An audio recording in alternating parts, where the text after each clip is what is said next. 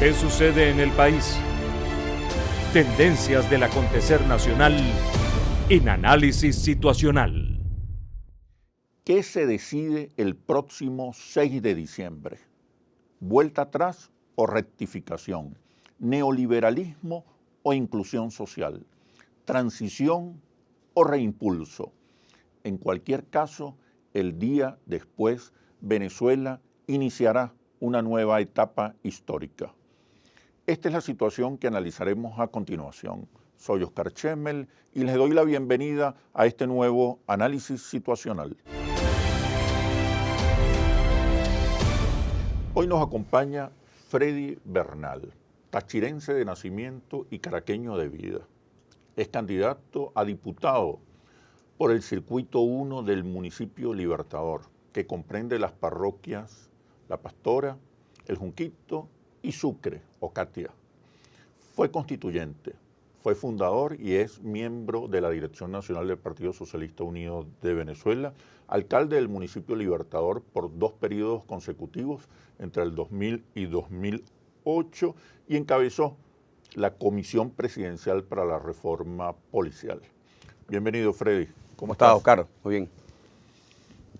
¿Qué se debate, qué se decide el 6 de diciembre? Mira, Oscar, el 6, el pueblo de Venezuela está tomando la decisión, o debe tomar la decisión, si vuelve a la oscuridad neoliberal o si sigue adelante con el proceso de inclusión y crecimiento de las grandes mayorías y el país en su totalidad. Fíjate que cuando uno oye al señor de la Polar hablar de un préstamo al Fondo Monetario Internacional de 60.000 millones de dólares, ¿qué significa eso? ¿A costa de qué? Bueno, vamos a colocar el ejemplo de Grecia. Si tú endeudas el país por 60.000 millones de dólares, ¿qué te va a pedir el Fondo Monetario Internacional? Te va a pedir que las viviendas de la Gran Misión Vivienda de Venezuela no se las adjudique a los que necesitan, sino que las vendas al precio del mercado, lo cual sería impagable. 2, que pares el proceso de pensión a nuestros abuelos y a nuestras abuelas. 3, que privatices la salud, que privatices la educación, que privatices PDVSA. En sí, sería volver a la época oscura de los años 80 y 90. ¿Y cómo logra un gobierno eso?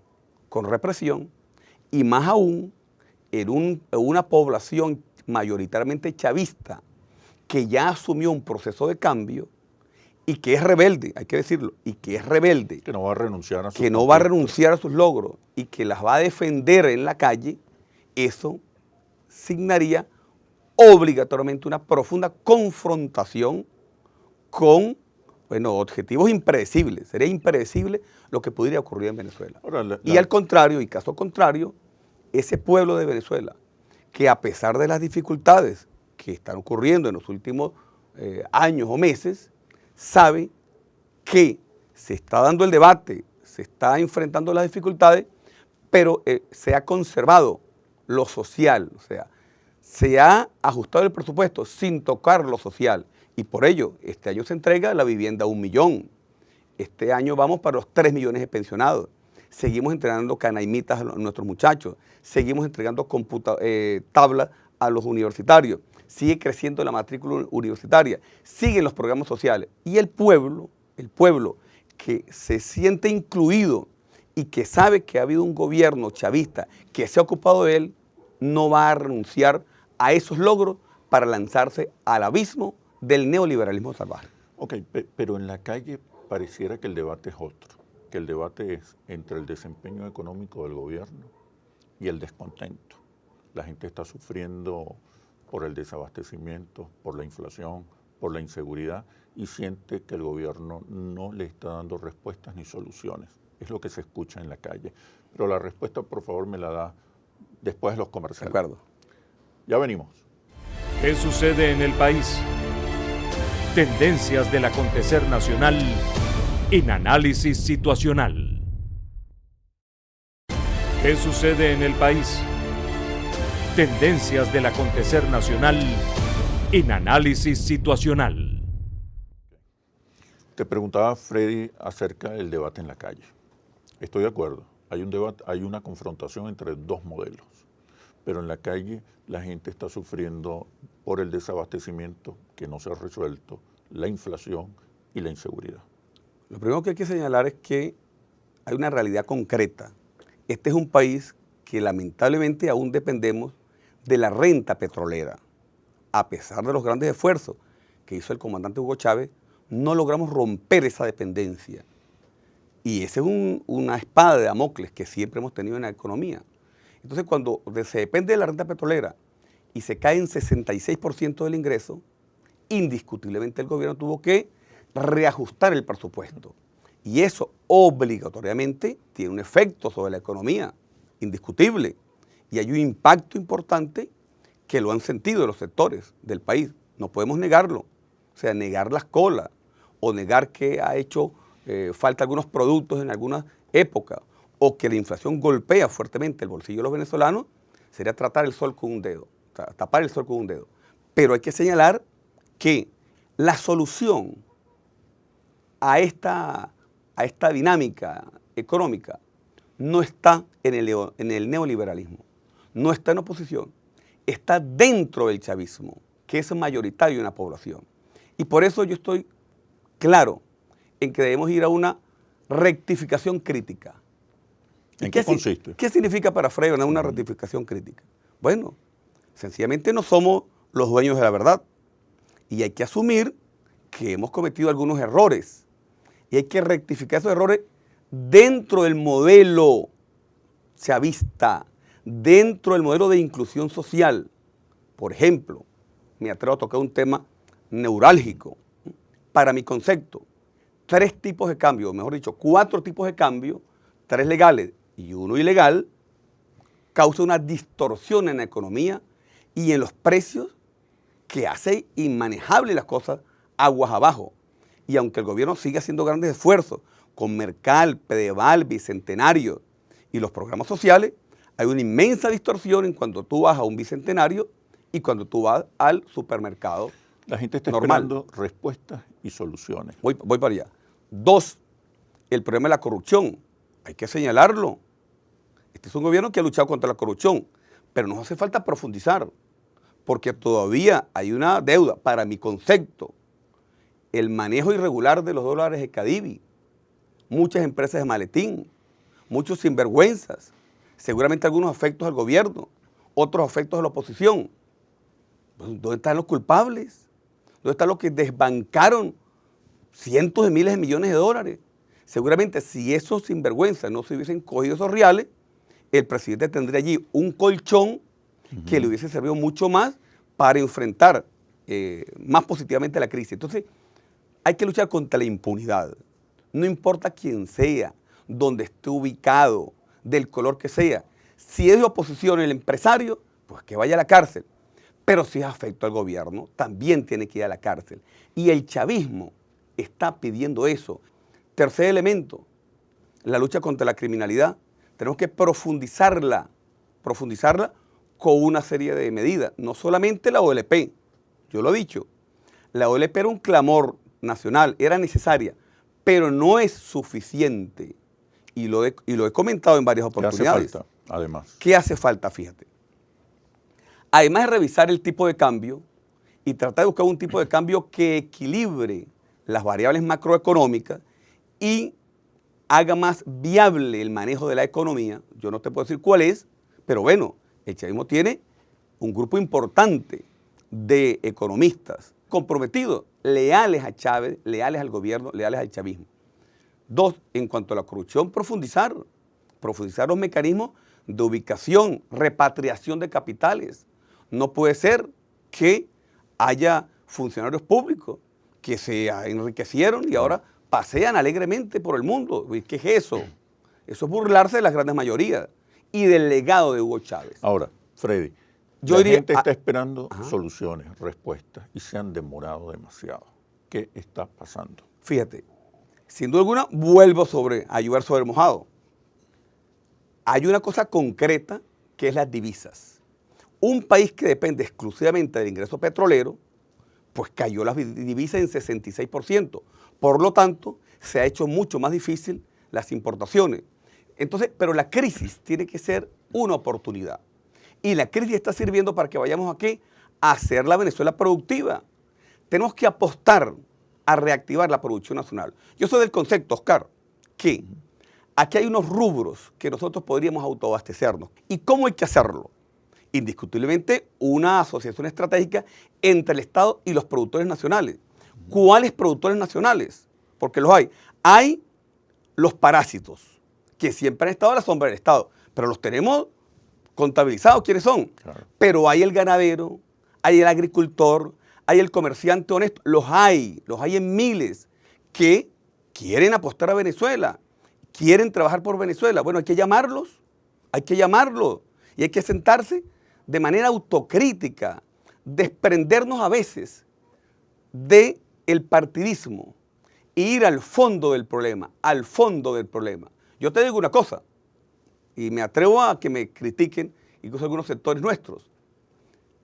Creo que hay que hacer un esfuerzo importante de ver realmente quién quiere el país, quién quiere invertir y ayudarlo como Estado. Y estamos seguros que si se hace una alianza estratégica entre sectores productivos nacionales, nacionalistas, que amen a Venezuela, ¿verdad? Que no quieran transformar un crédito que se les dé para maíz, vayan a comprar computadoras. O un crédito que se les dé para carne, esto lo van a llevar al mercado paralelo para hacer negocios. No, el que haga esa vagabundería, hay que meterlo preso, hay que expropiarlo, hay que someterlo al escarnio público. Pero estoy seguro que si se le habla con desprendimiento y con honestidad a un grupo importante con reglas claras, con reglas claras, una visión de productores compartida nacionales, estoy seguro que me están viendo aquí muchísimos productores afectos al chavismo y algunos afectos a la oposición, pero que no quieren que vuelva al pasado, que no quieren que bajemos la cabeza ante el Fondo Monetario Internacional. Aquí hay mucha gente opositora, no tengo la menor duda, que quiere este país. Y si le damos reglas claras, esa gente está dispuesta a invertir, a crecer, porque la única manera de enfrentar la crisis es tomando algunas medidas de carácter económico, pero generando productividad. Es necesario reactivar el aparato económico y eso se genera con seguridad jurídica, diciendo la verdad y trabajando en equipo. ¿Por qué se demoran tanto las decisiones? Tenemos 2 años con una crisis significativa, una profunda crisis económica. Claro, fíjate. ¿Qué ha pasado? Porque es que el presidente, el gobierno, no solo ha sido atacado desde adentro, sino desde afuera.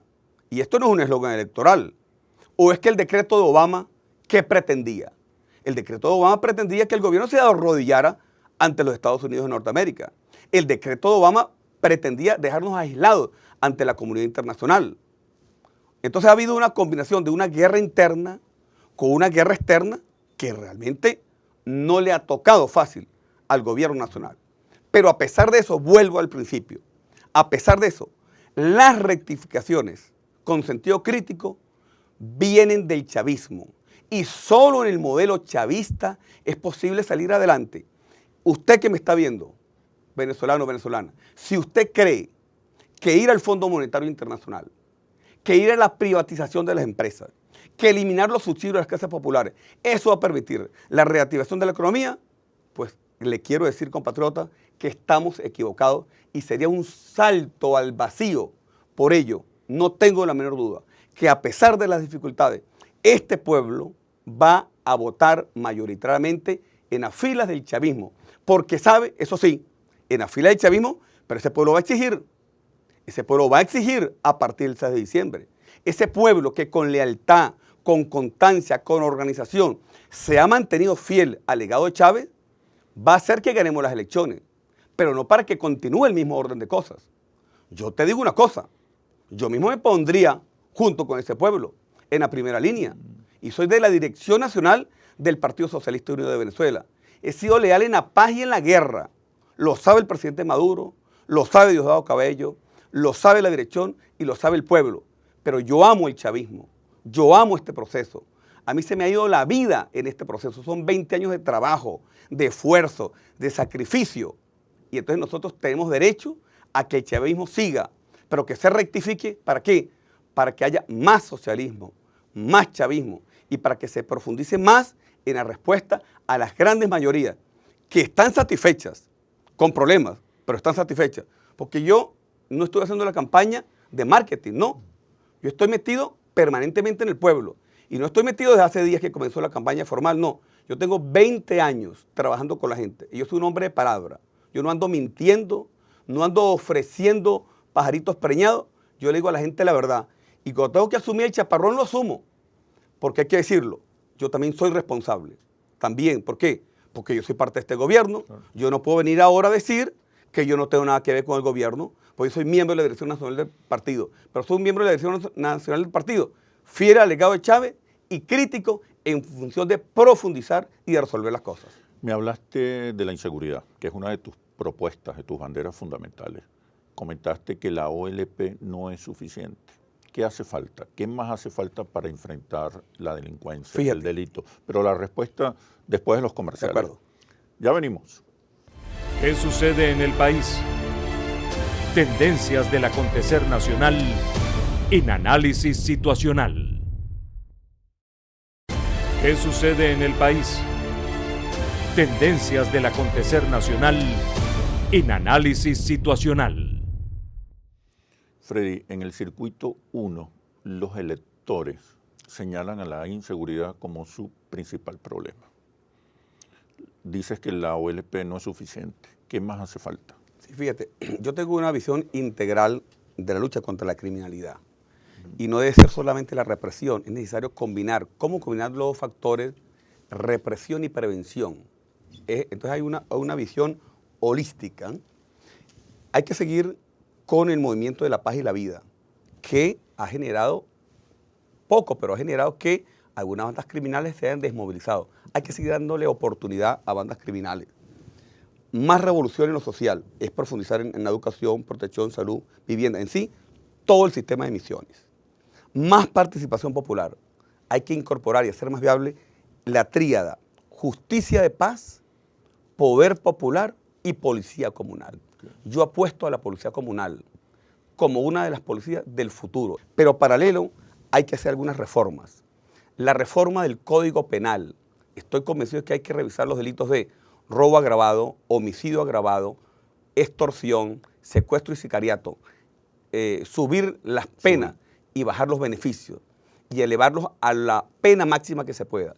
Y el asesinato de policías y guardias, llevarlo a 30 años de presidio sin beneficio alguno. Igualmente, la reforma del Código Orgánico Procesal Penal, que es un entramado jurídico que genera corrupción. Yo estoy proponiendo la incorporación de la tecnología, de la información y la comunicación para hacer más viable y más expedita la justicia.